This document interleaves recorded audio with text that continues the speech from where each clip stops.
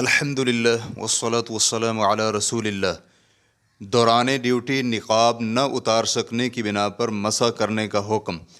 سوال کیا گیا ہے، میں ایک کمپنی میں ملازمت کرتی ہوں اور میرے لیے نماز کے وقت وضو کرنا مشکل ہے، یعنی سر اور کانوں کا مسح کرنے کے لیے سکارف اتارنا مشکل ہے۔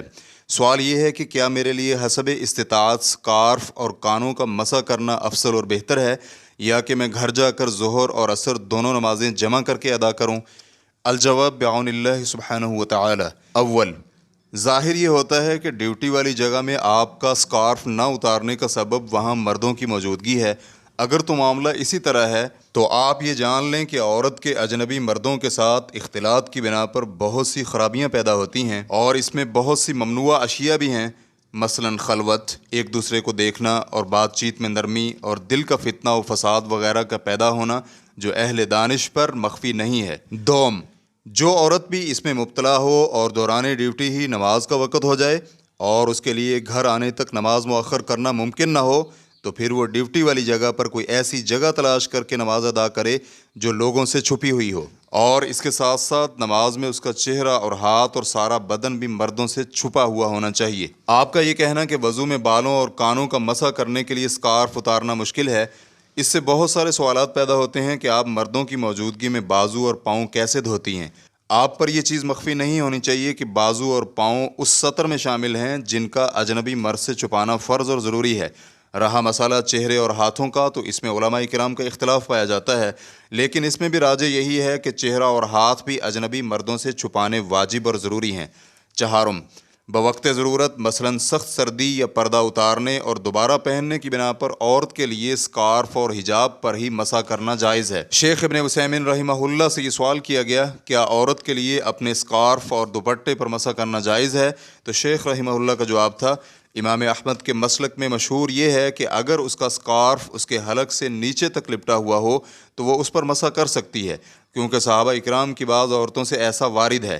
بہرحال اگر کوئی مشقت اور مشکل درپیش ہو، مثلاً سردی ہو یا پھر اتارنا اور اسے دوبارہ لپیٹنے میں کوئی مشکل درپیش ہو، تو اس میں اجازت دینے میں کوئی حرج نہیں ہے، وگرنہ بہتر یہی ہے کہ وہ اس پر مسح نہ کرے۔ ریفرنس کے لیے دیکھیے فتاوی الطہارہ صفحہ نمبر 171۔ اور شرح و منتہی الارادات میں کہتے ہیں، عورتوں کے حلق کے نیچے تک لپٹے ہوئے سکارف اور اوڑھنی پر مسح کرنا بھی صحیح ہے، کیونکہ ام سلمہ رضی اللہ عنہا اپنی اوڑھنی پر مسح کیا کرتی تھیں۔ اسے ابن منذر رحمہ اللہ نے بیان کیا ہے۔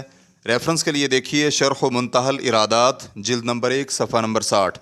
اور جب اوڑھنی کانوں کو ڈھانپ رہی ہو تو پھر اوڑھنی پر مسح کرنا کافی ہوگا۔ کانوں پر مسح کرنے کے لیے اوڑھنی اور سکارف کے نیچے ہاتھ داخل کرنے ضروری نہیں۔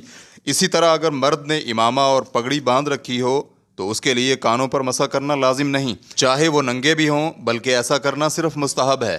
شیخ ابن عثیمین رحمہ اللہ کہتے ہیں، اور سر سے جو حصہ ظاہر ہو اس کا مسح کرنا بھی مسنون ہے، مثلاً پیشانی اور سر کے دونوں اطراف اور دونوں کان۔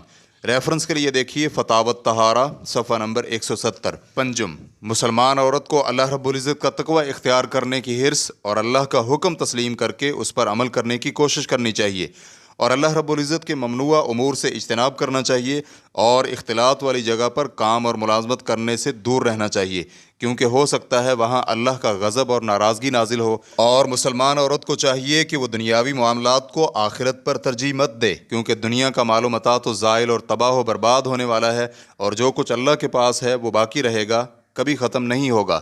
صحیح حدیث میں نبی علیہ الصلوۃ والسلام کا فرمان ہے، جس کسی نے بھی کوئی چیز اللہ رب العزت کے لیے ترک کی، اسے اس کے عوض میں اللہ رب العزت اس سے بھی بہتر اور اچھی چیز عطا فرمائے گا۔